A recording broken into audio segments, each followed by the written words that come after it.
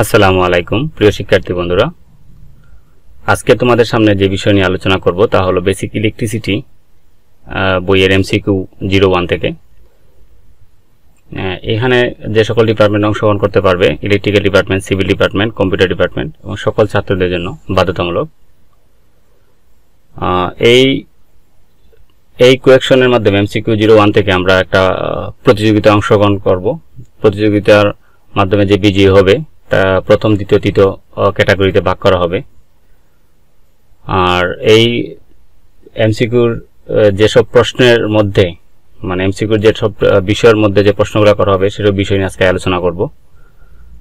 তো শিক্ষার্থী বন্ধুরা খুব মনোযোগ সহকারে ভিডিওটা দেখবে, প্লাস কথাগুলো মনোযোগ সহকারে শুনবে, কারণ এই কথার প্লাস আর লেখার মধ্য থেকে প্রশ্নটা করা হবে। তো আমরা দেখি কি কি ভিডিও আছে, কি কি টপিকস আছে এই বিষয়ের উপরে। তো প্রথমে আমরা দেখি বইটার নাম হচ্ছে বেসিক ইলেকট্রিসিটি, যার বিষয়গুলো হচ্ছে 26711। প্রথমে আছে ভোল্টেজ। আমরা একটু ভোল্টেজ নিয়ে একটু আলোচনা করি। তো ভোল্টেজ পরিমাপক যন্ত্রের নাম ভোল্টমিটার, যে মিটারের সাহায্যে ভোল্টেজটা পরিমাপ করা হয় সেই মিটারটার নাম হলো ভোল্টমিটার। আর ভোল্টেজের একক হলো ভোল্ট। ভোল্টেজকে ভি দ্বারা প্রকাশ করা হয়। এক আন্তর্জাতিক ভোল্ট সমান 1.00033 ভোল্ট। তাহলে এক আন্তর্জাতিক ভোল্ট সমান 1.00033 ভোল্ট। ভোল্টমিটার সংযোগ করতে হয় প্যারালালে, আর এমিটার সংযোগ করতে হয় সিরিজে। তো ভোল্টমিটার সংযোগ করতে হয় কিসের মাধ্যমে? প্যারালালের মাধ্যমে। আর এমিটার সংযোগ করতে হয় সিরিজের মাধ্যমে। তো দেখি ভোল্টেজ নিয়ে আবার আলোচনা করি। ভোল্টেজ পরিমাপক যন্ত্রের নাম ভোল্টমিটার। ভোল্টেজের একক ভোল্ট। ভোল্টেজকে ভি দ্বারা প্রকাশ করা হয়। এক আন্তর্জাতিক ভোল্ট সমান 1.00033 ভোল্ট। ভোল্টমিটার সংযোগ করতে হয় প্যারালালে, আর এমিটার সংযোগ করতে হয় সিরিজের মাধ্যমে, ঠিক উল্টা। তো আপেক্ষিক রোধ। এসআই বা এমকেএস পদ্ধতিতে আপেক্ষিক রোধের একক ওহম মিটার। সিজিএস পদ্ধতিতে আপেক্ষিক রোধের একক ওহম সেন্টিমিটার। এফপিএস পদ্ধতিতে আপেক্ষিক রোধের একক ওহম ইঞ্চি। তো আপেক্ষিক রোধ থেকে আমরা জানতে পারলাম তার অনেকগুলা একক আছে। এককগুলোর মধ্যে হলো এসআই বা এমকেএস পদ্ধতিতে আপেক্ষিক রোধের একক ওহম মিটার। সিজিএস পদ্ধতিতে আপেক্ষিক রোধের একক ওহম সেন্টিমিটার। এফপিএস পদ্ধতিতে আপেক্ষিক রোধের একক ওহম ইঞ্চি। আসলে আমরা যখন কোন ধরনের অঙ্ক মিটারের মাধ্যমে করব তখন তার আপেক্ষিক রোধের একক হবে ওহম মিটারে। আর যখন সেন্টিমিটার অঙ্কটা করব তখন আপেক্ষিক রোধের একক হবে ওহম সেন্টিমিটারে, এবং ইঞ্চিতে যখন অঙ্কটা করব তখন তার আপেক্ষিক রোধের একক হবে ওহম ইঞ্চিতে। পরবর্তীতে আছে পরিবাহী, অর্ধপরিবাহী এবং অপরিবাহী। আসলে পরিবাহী বলতে আমরা কি বুঝি? যার মাধ্যমে সহজে কারেন্ট প্রবাহিত তাকে পরিবাহী বলে। আর অর্ধপরিবাহী যার মাধ্যমে কিছু কিছু সময় কারেন্ট প্রবাহিত হয়, আবার কিছু সময় প্রবাহিত হয় না, তাকে অর্ধপরিবাহী। আর অপরিবাহী হলো যার মাধ্যমে কোনো ধরনের কারেন্ট প্রবাহিত হয় না, তাকে অর্ধপরিবাহী বলে। তো পরিবাহী পদার্থ, কিছু পরিবাহী পদার্থের নাম আমরা দেখি। নামগুলো হলো রূপা, তামা, স্বর্ণ, অ্যালুমিনিয়াম, ট্রাংসেন্ট। পরিবাহী পদার্থগুলো হলো রূপা, তামা, স্বর্ণ, অ্যালুমিনিয়াম, ট্রাংসেন্ট। আর সবচেয়ে উত্তম পরিবাহী রূপা, ঠিক আছে। তারপরে আছে আমরা তামা, তারপরে আছে স্বর্ণ, তারপর আছে অ্যালুমিনিয়াম, তারপর আছে টাংসেন্ট। 5 নম্বর ক্যাটাগরিতে আছে টাংসেন্ট, আর 4 নম্বর আছে অ্যালুমিনিয়াম, 3 নম্বর আছে স্বর্ণ, 2 নম্বর আছে তামা, আর 1 নম্বর আছে রূপা। তো অর্ধপরিবাহী পদার্থগুলো হলো সিলিকন, জার্মেনিয়াম, কার্বন। 1 নম্বর আছে সিলিকন, 2 নম্বর আছে জার্মেনিয়াম, 3 নম্বর আছে কার্বন। আর অপরিবাহী পদার্থগুলো হলো রাবার, মাইকা, শেকল, কাঁচ। অপরিবাহী পদার্থগুলো রাবার, মাইকা, শেকল, কাঁচ। এখন আমরা যে বিষয়গুলো জানবো তা হলো আমাদের বেসিক ইলেকট্রিসিটি বইয়ের মধ্যে কিছু অঙ্ক আছে, যে অঙ্কগুলার কিছু অক্ষর আছে, যে অক্ষরের অনেকগুলা মিনিং বহন করে। সেই মিনিংগুলো নিয়ে আমরা আলোচনা করব। যে এ দ্বারা আমরা বুঝি প্রস্থচ্ছেদ বা ক্ষেত্রফল, আর এর একক বর্গমিটার। আর এল দ্বারা বুঝি আমরা দৈর্ঘ্য, এর একক মিটার। আর আর দ্বারা বুঝি আমরা রেজিস্ট্যান্স, এর একক ওহম। আর একটা চিহ্ন আছে র, আমরা র দ্বারা বুঝি, এই চিহ্ন দ্বারা বুঝি র বা রেজিস্টিভিটি বা আপেক্ষিক রোধ বা স্পেসিফিক রেজিস্ট্যান্স। একটা চিহ্ন দ্বারা বুঝি আমরা র বা রেজিস্টিভিটি বা আপেক্ষিক রোধ বা স্পেসিফিক রেজিস্ট্যান্স, দেখতে পি এর মতো। আর আপেক্ষিক রোধের একক হলো ওহম মিটার। কিউ দ্বারা বুঝি আমরা চার্জের পরিমাণ। কিউ দ্বারা বুঝি চার্জের পরিমাণ, যা একক কুলম্ব। আর ভি দ্বারা বুঝি পটেনশিয়াল ভোল্টেজ বা ভোল্ট, পটেনশিয়াল ভোল্টেজ বা ভোল্ট, এল দ্বারা বুঝি ইন্ডাকটেন্স যার একক হেনরি, পি দ্বারা বুঝি পাওয়ার যার একক ওয়াট, ডাব্লিউ দ্বারা বুঝি শক্তি বা এনার্জি। কিছু সূত্র দিকে আমরা যেগুলো আমাদের সামনে কাজে লাগবে। এনার্জি সূত্র হলো পাওয়ার গুণ সময়, এনার্জি সূত্র হলো পাওয়ার গুণ সময়। আর রেজিস্ট্যান্সের সূত্র হলো আপেক্ষিক রোধ গুণ দৈর্ঘ্য বাই প্রস্থচ্ছেদ। রেজিস্ট্যান্সের সূত্র আপেক্ষিক রোধ গুণ দৈর্ঘ্য বাই প্রস্থচ্ছেদ, অর্থাৎ আমরা সহজে বুঝি রো এল বাই এ, মানে R equal to rho L by A. ভোল্টেজের সূত্র হলো ভোল্টেজ সমান কারেন্ট গুণ রেজিস্ট্যান্স, ভোল্টেজ সূত্র ভোল্টেজ সমান কারেন্ট গুণ রেজিস্ট্যান্স। তাপীয় ক্ষমতার সূত্র হলো ব্যবহৃত তাপ বাই উৎপন্ন তাপ। তাপীয় ক্ষমতার সূত্র ব্যবহৃত তাপ বা উৎপন্ন তাপ। ব্যবহৃত তাপ ও উৎপন্ন তাপের গুণফলকে অনুপাতকে তাপীয় ক্ষমতা বলে। জুলের বৈদ্যুতিক সমীকরণ H infinity I square RT। জুলের বৈদ্যুতিক সমীকরণ H infinity I square RT। তো আমরা জানি 1 কিলোওয়াট আওয়ার সমান 1 ইউনিট। আমরা জানি 1 কিলোওয়াট আওয়ার সমান 1 ইউনিট, কে মানে 1000, ঠিক আছে, W সমান ওয়াট আর H সমান আওয়ার, ঠিক আছে। তাহলে 10 কিলোওয়াট সমান 10 ইউনিট, তাহলে 1 কিলোওয়াট আওয়ার সমান 1 ইউনিট, 10 কিলোওয়াট সমান 10 ইউনিট। তাপের যান্ত্রিক সমতাকে যে দ্বারা প্রকাশ করা হয়, যে এর মান 4.186 জুল পার ক্যালোরি। তাহলে তাপের যান্ত্রিক সমতাকে যে দ্বারা প্রকাশ করা হয়, যে এর মান 4.184 জুল পার ক্যালোরি।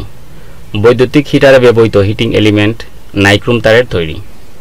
বৈদ্যুতিক হিটারে ব্যবহৃত হিটিং এলিমেন্ট নাইক্রোম তারের তৈরি। পরবর্তী টপিক হচ্ছে আদর্শ সার্কিট নিয়ে। তো দেখি আমরা আদর্শ সার্কিটের জিনিসটা কি, যে একটি আদর্শ সার্কিটের 5টি প্রয়োজনীয় উপাদান থাকে, যে 5টি প্রয়োজনীয় উপাদান থাকলে এই সার্কিটের একটি আদর্শ সার্কিট। প্রথমে আছে বিদ্যুতের উৎস। বিদ্যুতের উৎস বলতে আমরা যেখানে থেকে বিদ্যুৎ সংগ্রহ করি তা হলো ব্যাটারি অথবা জেনারেটর। 2 নম্বর আছে পরিবাহী, যে পরিবাহীগুলো তামা অথবা অ্যালুমিনিয়াম হয়ে থাকে। নিয়ন্ত্রণ যন্ত্র, যেগুলো হলো সুইচ। আর রক্ষণ যন্ত্র, ফিউজ, সার্কিট ব্রেকার। ব্যবহার যন্ত্র, বাতি, পাখা, মোটর। শিক্ষার্থী বন্ধুরা, এখন আমরা যে টপিকটা নিয়ে আলোচনা করবো সেটা হলো সার্কিট নিয়ে। সার্কিটের আমাদের সার্কিট 2 ধরনের হয়ে থাকে, একটা সিরিজ সার্কিট আর একটা প্যারালাল সার্কিট। তো সিরিজ সার্কিটে কি হয়, যে কারেন্ট সমান হয়, আর প্যারালাল সার্কিটে ভোল্টেজ সমান হয়।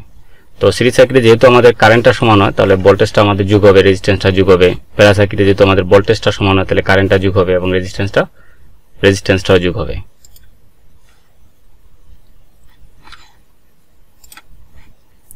তো এরপরে আছে আমাদের এনার্জি মিটার এবং ওয়াট মিটারের কিছু তথ্য নিয়ে আলোচনা করব। তো এনার্জি মিটারে কিলোওয়াট আওয়ার দ্বারা প্রকাশ করা হয়। আর এনার্জি মিটার আর ওয়াট মিটারের মধ্যে 2 ধরনের কয়েল থাকে, একটা হলো কারেন্ট কয়েল, একটা প্রেসার কয়েল, যেটাকে সিসি বলা হয়। সিসি সমান কারেন্ট কয়েল, যা সার্কিটের সাথে সিরিজে সংযোগ করা হয়ে থাকে। আর পিসি মানে প্রেসার কয়েল, যা প্রেসার কয়েল বা ভোল্টেজ কয়েল, যা সার্কিটের সাথে প্যারালালে সংযোগ করা হয়ে থাকে। তো এর পরবর্তীতে আমরা দেখব যে আমাদের ইলেকট্রিক্যালের কাজ করতে গিয়ে অথবা ইলেকট্রিক্যাল ডিপার্টমেন্টের অথবা যে কোনো ধরনের ইলেকট্রিক্যালের কাজ করতে গিয়ে আমাদের কিছু তারের সাইজ সম্বন্ধে ধারণা রাখতে হয়। তো যে সাইজগুলো হলো 1.0 RE মানে রাউন্ড ইচ কন্ডাক্টর, আর RM মানে round multi conductor.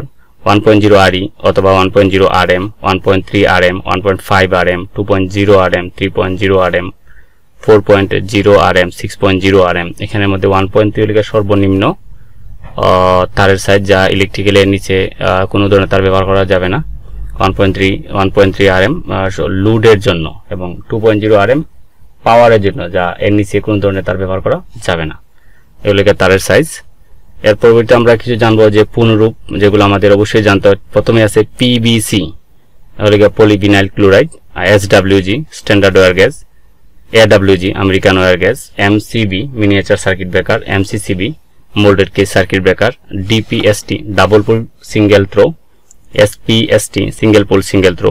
TPST triple pole single throw.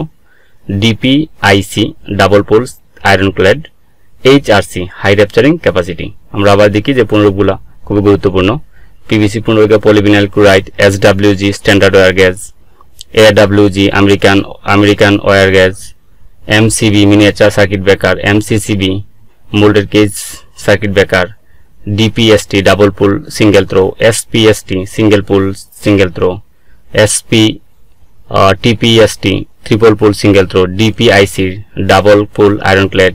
HRC high rupturing capacity. এই প্রশ্নগুলো আমরা ভালো করে জানবো, কারণ এখান থেকে যে কোনো ধরনের প্রশ্ন থাকতে পারে।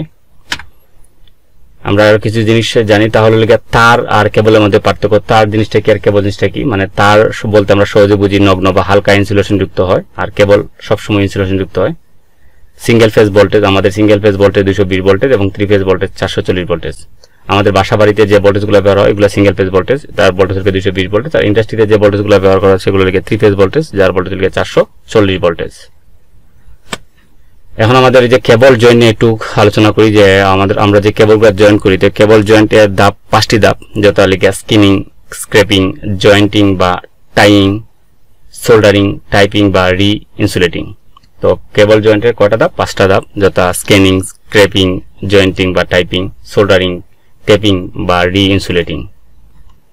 এরপর আছে আমাদের বাসা বাড়িতে প্রত্যেকে টিউবলাইট ব্যবহার করি। তো টিউবলাইটের মধ্যে কি কি থাকে, অথবা টিউবলাইট স্থাপন করতে কি কি মালামাল প্রয়োজন তা দিকে আমরা। একটি টিউবলাইট সংযোগ করতে যে সকল মালামালের প্রয়োজনীয়তা হলো টিউবলাইট, চক কয়েল, স্টার্টার, হোল্ডার, এসপিএসটি মানে একটি পপি সুইচ যেটা বলা হয়, অথবা ওয়ান সুইচ যেটা বলা হয়, ফ্লেক্সিবল কেবল। এরপর আছে রক্ষণ যন্ত্র। আমাদের কিছু রক্ষণ যন্ত্র আছে, যে রক্ষণ যন্ত্রগুলোর মাধ্যমে আমাদের ইলেকট্রিক্যালের যত ধরনের প্রবলেম হয় সেই প্রবলেমগুলো থেকে আমাদেরকে রক্ষা করে। কয়েকটি রক্ষণ যন্ত্রের নাম হলো fuse, isolator, circuit breaker, relay. Fuse, isolator, circuit breaker, relay. তারপর আছে ফিউজ। কিছু ফিউজ সম্বন্ধে আমরা জানি, যে ফিউজগুলো আমরা প্রতিনিয়ত ব্যবহার করে থাকি। কয়েকটি ফিউজের নাম হলো কিটকাট ফিউজ, যে ফিউজগুলো আমাদের যে ববি সিরিজে ব্যবহার করা হয় এগুলোর নাম কিটকাট ফিউজ। আর রিয়ারেবল ফিউজ বা রিনিউয়েবল ফিউজ বা রিয়ারেবল ফিউজ বা গ্রিপ ফিউজ, যে ফিউজগুলো আমরা সাধারণত নর্মাল ভাষায় কাট আউট বলি, এগুলো রিনিউয়েবল ফিউজ বা রিয়ারেবল ফিউজ বা গ্রিপ ফিউজ। একটা আছে কার্ট্রিজ ফিউজ,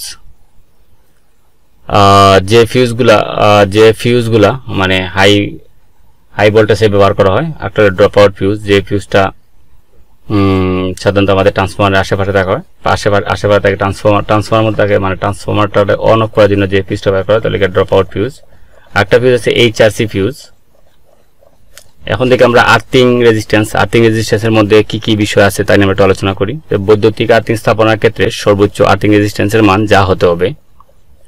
তো আমরা বিভিন্ন ধরনের আর্থিং রেজিস্ট্যান্স মান জানতে হয়, যেমন বড় পাওয়ার স্টেশন যেখানে বিদ্যুৎ উৎপাদন করা হয় সেখানে 0.1 ওহম এর নিচে অবশ্যই আসতে হবে, অথবা তার সমান আসতে হবে।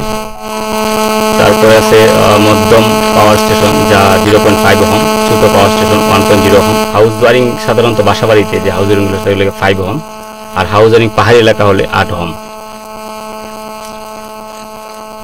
এরপরে আছে সোডিয়াম ভেপার ল্যাম্প। ভেপার ল্যাম্পে সোডিয়াম ভেপার বা বাষ্প এবং নিয়ন গ্যাস থাকে, মানে সোডিয়াম ভেপার ল্যাম্প যেগুলো সেগুলোর মধ্যে সোডিয়াম ভেপার বা বাষ্প বা নিয়ন গ্যাস থাকে। 1 ওয়েবার সমান 10⁸ লাইন্স, 1 ওয়েবার সমান 10⁸ লাইন্স। তারপর আছে ফ্লাক্স ডেনসিটি। ফ্লাক্স ডেনসিটিটা কি? যে প্রতি একক ক্ষেত্রফলে ফ্লাক্সের পরিমাণকে ফ্লাক্স ডেনসিটি বলে, মানে প্রতি একক ক্ষেত্রফলে ফ্লাক্সের পরিমাণকে ফ্লাক্স ডেনসিটি বলে। সিজিএস পদ্ধতিতে ফ্লাক্স ডেনসিটি একক হলো গ্যাস। সিজিএস পদ্ধতিতে ফ্লাক্স ডেনসিটি একক হলো গ্যাস। তো ধন্যবাদ সবাইকে। সবাই মনোযোগ সহকারে কথাগুলা বারবার শোনার পরে, কারণ এর মধ্য থেকেই প্রশ্নগুলা করা হবে। তো সবাইকে ধন্যবাদ। আসসালামু আলাইকুম।